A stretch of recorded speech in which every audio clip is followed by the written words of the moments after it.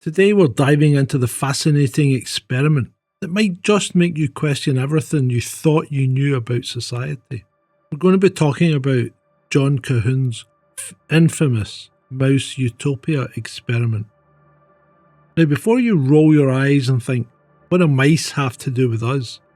Let me tell you, this experiment has some eerie parallels to human society that might just keep you up at night. Don't worry, we're examining this with the same critical eye that we use for all our investigations. So let's get going, because we're about to embark on a journey through a rodent paradise that turned into a nightmare. And who knows, we might just learn something about our own world in the process. Let's set the stage for this mousy drama. Picture this. It's 1960. An American scientist, John Colquhoun, decides to create a perfect world for mice. He calls it Universe 25. This wasn't any old mouse cage. Universe 25 was a 9 square foot enclosure. And it was a cube, it wasn't flat. It was divided into 4 interconnected pens. It had everything a mouse could dream of. Food hoppers, water dispensers, nesting boxes on multiple levels. Colquhoun designed it to house up to 3,000 mice comfortably, providing them with all they needed to survive and thrive. The conditions were quite literally utopian for these little critters. They had unlimited food and water, comfortable temperature of 68 degrees Fahrenheit or around 20 degrees centigrade, no predators or diseases, and plenty of nesting material. It was like a 5-star hotel for mice, complete with room service and climate control. Colquhoun started this rodent resort with just 4 breeding pairs of healthy young mice. His goal? To see how population density would affect social behaviour. Little did he know, he was about to witness a societal collapse that would make even the most dramatic soap opera look tame. Now let's break it down to what happened in this mouse paradise. Colquhoun identified 4 main phases: strive, exploit, equilibrium, and decline. During the strive phase, which lasted about 104 days, our furry friends were living the good life. They were adjusting to their new digs, marking territory, starting to nest. It was all peace and love in the mouse world. Then came the exploit phase. This is when things started to get interesting. The population exploded, doubling every 55 days. By day 315, there were 620 mice in Universe 25. That's a lot of mouse to feed. But remember, resources weren't a problem here. However, as the population grew, some strange behaviours started to emerge.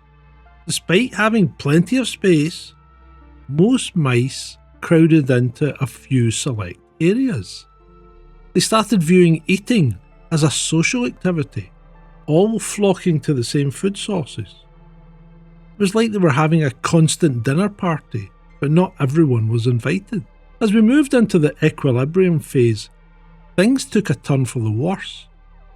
The birth rate plummeted to a third of its former level. Social structures began to break down. Only about a third of the mice emerged as socially dominant, while the rest, well, they didn't fare so well. Finally, we hit the decline phase. This is where it all fell apart. Male mice abandoned their traditional roles, leaving females to fend for themselves and their young.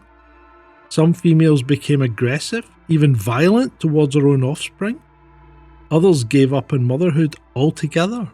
Infant mortality in some areas skyrocketed to 90%. It was a mouse apocalypse. And remember, this whole time, they had everything they needed to survive. Food was plentiful, predators were non-existent, they had plenty of space to expand into, yet their society was crumbling. By day 560, the population peaked at 2,200 mice, and then it began its irreversible decline. After day 600, there were no surviving young mice. We're doomed. Don't be quiet, Fraser. We're entombed. Entombed. The mice had lost the ability to rebuild their numbers. Universe 25 was doomed. So what exactly went wrong in this mouse paradise? Colquhoun observed several key issues. The breakdown of social roles. As the population grew, there weren't enough meaningful social roles to go around. This led to a large group of social outcasts. The beautiful one. Some mice withdrew from society entirely, focusing only on grooming, eating and sleeping. They lost all interest in mating or social interaction. Increased aggression. With more mice competing for social status, aggression increased. This led to random attacks and waves of violence. Maternal neglect. Many female mice abandoned or even killed their young. Loss of social skills. The mice lost the ability to form social bonds and engage in normal mouse behaviour. Colquhoun called this phenomenon the behavioural sink. It's the idea that when a population grows too large and dense, social order breaks down, leading to the eventual extinction of the entire population. The most chilling part?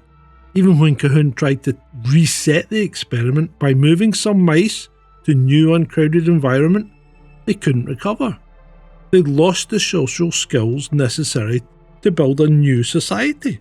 It was game over for the mice of Universe 25. Parallels to human society. Now, I know what you're thinking, Sergeant Grumpy. These are mice we're talking about. How does this apply to humans? Well, that's the million-dollar question, isn't it? Some researchers have drawn parallels between Colquhoun's mouse utopia and modern human society. They point to issues like overcrowding in cities, the breakdown of traditional social roles, increasing social isolation despite physical proximity, rising aggression and violence in some urban areas, and declining birth rates in developed countries. It's tempting to see these similarities and jump to conclusions. But let's pump the brakes for a moment. As a former police sergeant, I know the importance of looking at all the evidence before making a judgment. Yes, there are some interesting parallels, but humans are far more complex than mice. We've advanced problem-solving skills, technology, and the ability to adapt our culture and society in ways that mice simply cannot. However, Colquhoun's experiment does raise some thought-provoking questions. In our modern world, where many of our basic needs are met, are we losing something essential? Are we, like the mice, at risk of losing our ability to cope with challenges and maintain social bonds? These are complex questions without easy answer, but they're certainly worth pondering. So before we jump to any conclusions, let's look at some of the criticisms and limitations of Colquhoun's experiment. It was an artificial environment. Universe 25 was highly controlled, it was artificial, it didn't accurately represent the complexity of natural or human environment. It had a lack of challenges. In the real world, both animals and humans face challenges that shape their behaviour in society. The mice in Universe 25 didn't have these pressures. Resource distribution. Some critics argue that the experiment created artificial scarcity by allowing aggressive mice to control resources. This might not accurately reflect how resources are distributed in human society. Complexity of human society. Humans are far more complex social structures, different cultural norms, and problem-solving abilities than mice. Alternative interpretations. Some researchers suggest that the problem wasn't overpopulation, but rather excessive social interaction. As with any experiment, it's crucial to approach Colquhoun's findings with a critical eye. While it provides interesting food for thought, we should be cautious about drawing direct parallels to human society. So what can we take away from this mousy tale of Paradise Lost? While we shouldn't panic and start preparing for societal collapse, Colquhoun's experiment does offer some food for thought. Perhaps the key lesson is the importance of balance. A society that provides for all of our needs without any challenges might seem ideal, but it could lead to unexpected problems. Maybe we need a certain level of challenge to keep our societies healthy and resilient. It reminds me personally of people who retire fairly early in life. For instance, like some police officers retire at 50 years of age. And they seem to always fall into two camps. Ones that would sit and watch TV and drink and do nothing else. And they would die within 5 or 6 years. And then there were the others who would retire but would continue with their hobbies and their interests, their social groups, and they would thrive and live well into old age. So as we look to the future, including potential space colonisation, we should keep these lessons in mind.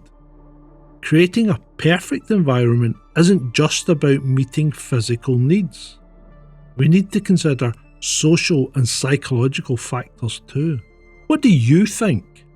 Could our modern comforts be setting us up for a fall?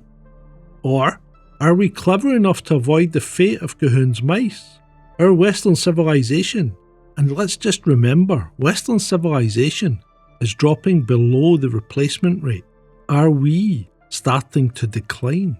Leave your thoughts in the comments below. And remember, whether you're investigating mouse utopias or human conspiracies, always keep an open mind, always look at the evidence and think critically.